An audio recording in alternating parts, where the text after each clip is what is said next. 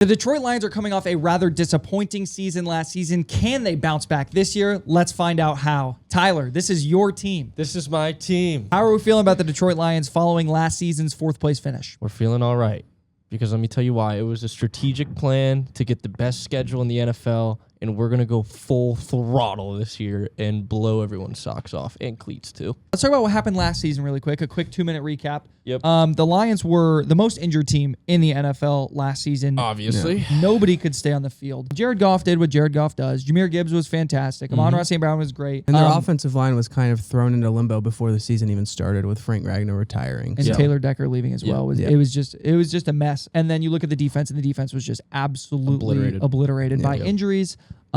Which ended up leading to some high-scoring games that the Lions did not end up winning. Correct. What's it going to take this year to right? I know you can't fix health. You can't fix health. We just got to put more milk in the facility for starters. We need to start force-feeding breast milk, whatever it has to be. Get these bones stronger. I don't know what's going on, man. That's first and foremost. And if they need me to go in and do it, I'll go do it myself. You're going to go breastfeed the Lions? It's going to take this O-line to figure it out quick. Penei Sewell's moving to left tackle. Yes. Blake Miller's coming in. Obviously, you have Cade coming in. These guys need to figure it out and figure it out fast. Jared Goff, obviously, isn't the most mobile guy in the world. So he needs to feel comfortable quick and be able to figure stuff out to where there's not too much weight on this defense because this defense is not what it used to be. Yeah, I think a big question I have is how does this offense find their way back to what they were with Ben Johnson, right? Like, you're never going to be Ben Johnson's offense again because he's a genius and, like, it's just never going to get back to that point. But how do you emulate it to the best of your ability? And I think something that Ben Johnson did very well that I think they took for granted last season was the ability to scheme up plays and get the ball out of Jared Goff's hand quickly. But the ability to scheme up plays to get the ball out of Jared Goff's hands quickly because, like you said, he's not a mobile guy and he needs to get the ball out on time and on target, and he can do that when given the time. One, the plays were not the same, so it wasn't as on time as it was 2 seasons prior. But the offensive line, again, was not healthy. It was a complete ragtag group of offensive linemen, and I think they did a great job addressing that this offseason. Signing Cade Mays was one of my favorite signings of the offseason. I thought that was an extremely high-value signing for a team that desperately needed offensive line help, as well as the drafting of Blake Miller at 17. Was he the guy I would have picked at 17? No. Nope. But addressing a desperate need and a time of need is something that I can say the Lions did a great job of this offseason. I agree. I think they did really well on the offensive line, which is obviously their biggest concern. I think we'll get to see Jameer Gibbs for the first time he was obviously the guy last year and previous seasons, but he's the only guy now because Pacheco is not going to be providing very much support, contrary to what Tyler may spew in a few minutes. But, we'll see how he does. Sam Laporta coming back from injury. Hopefully he can stay fully healthy throughout the whole year. They have the weapons to make a push. Hopefully Dan Campbell doesn't have to go back to calling plays again like he did middle of the way through last season. Please no. But yeah, I think the shock of the weeks leading up to last season kind of threw the whole thing into a flux that they never really recovered from. So hopefully if they can get started better on the right foot this season, it should propel them. I mean, they have the easiest schedule in the league. Number one easiest schedule in the league. Yep. Over-under currently sits at 10.5. But yeah, let's talk about this offense really quickly before we jump to the other side of the ball. I'm expecting Jameer Gibbs to have a offensive player of the year type of season with the production. He averaged 18.8 touches per game. That's catches and rushes. 18.8 last year. If you look at a guy like Christian McCaffrey, when he's at his peak, he's averaging almost 25 touches a game. I'm expecting to see that from Jameer Gibbs this season.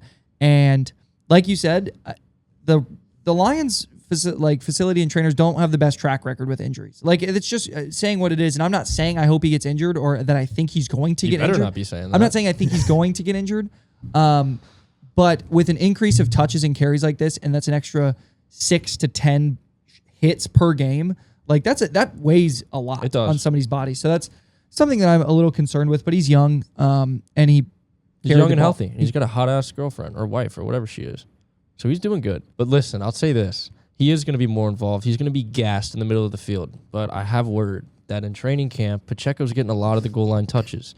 That helps with some of the hits. And Pacheco's a heavy, hard runner. Like, he can take I think he's going to be the short package guy. I think so, too. And even if Jameer Gibbs is gassed, he took a hit, whatever it is, Pacheco can just come in and tank it for him for the next couple, whatever. But, like, the offense They have the star power. We know that. One of the most talented offenses is on a roster in the league, I would say, right? I mean, I'd like to talk about Jared Goff for a second. I am known to be not exactly a Jared Goff believer. And I know you are a Jared Goff believer. I am. What my question is do you think this team can win a Super Bowl with Jared Goff? Yes, I do. You do? I do. So you think, why?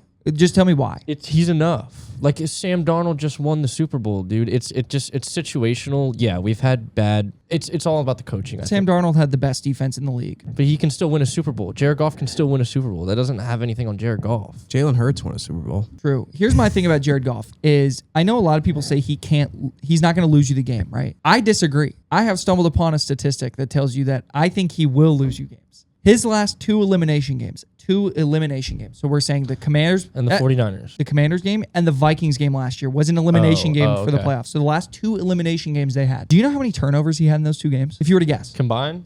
If you were to guess. Just spit out a number. Go. Don't think. Go. 7. 9 turnovers in the last two elimination games. Dude, you're nitpicking, bro. How am I nitpicking? It's the last two elimination. Do you want me to go back and look at the Niners one too? When we do the Chargers, can we also do this for Herbert? We can do this for Herbert too. He's a fantastic regular season quarterback, but when it matters, I don't want him on my team. And that's exactly why he is not in LA anymore. Couldn't get it done. Can't get it done now. With him at the helm and Dan Kimball at coach, they are not a Super Bowl contender. They could win 15 games this year, and I tell you that I think they're going to lose in the first round. I think he's going to change your mind this year. He's been in the league for 11 years. But he hasn't been in the elimination games all the time. The last 3, he blew a 17-point lead in the NFC Championship, lost to the 6-seeded Commanders and committed 5 turnovers, and lost to the Vikings and committed 4 turnovers. Okay. At home with Max Brosmer.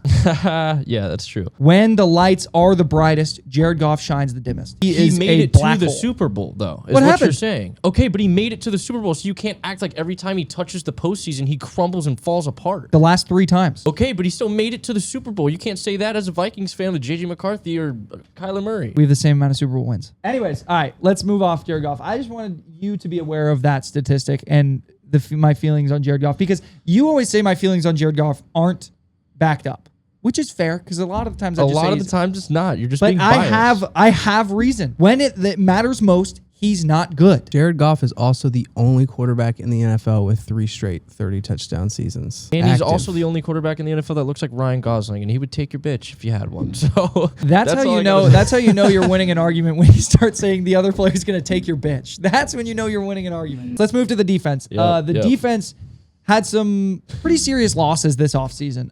Losing Alex Anzalone, losing Amik Robertson, and losing DJ Reader, as well as losing Terry and Arnold to the clink. Let's not talk about this too much. The defense was obliterated not only by injuries last year, but then in free agency and trial were absolutely just demolished. It seemed like we put a lot in the offensive line, which I liked, but the defense got not a lot of love at all.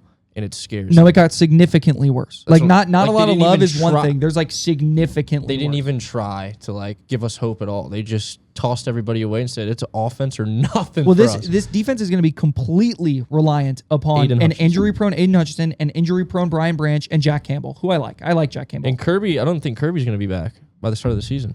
This is going to sound like I'm being a pessimistic Vikings fan. Outside of Jahmyr Gibbs, Amon-Ra, Jared Goff, I like the trio a lot. I think it's a very high-quality trio, and I like Penei Sewell.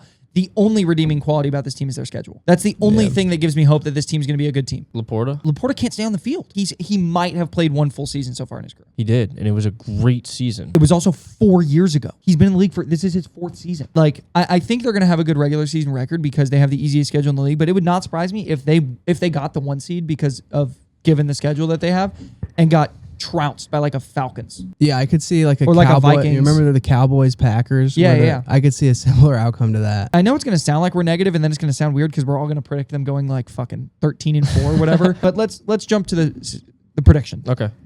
I'll give mine first. I think the floor for this team is 8-9. I think the floor is pretty high because of how poor the schedule is. I have them going 12-5 with a ceiling of 14-3. Like I said, this schedule is abysmal. And if you want to see us talk about the full schedule, make sure you go check us out on our short form stuff at Stadium Status on Instagram, TikTok, and YouTube Shorts. You can find it. You're 1 click away. I think they're going to go 11-6. I think they're going to get swept by the Bears, split with the Vikings, and then lose to the Bills. Okay. And obviously probably split with the Packers as well. The Panthers are also a little frisky, so that might be a trap game. I think they'll probably go 11-6. So they'll be 3rd in the division at that point. Lions fan.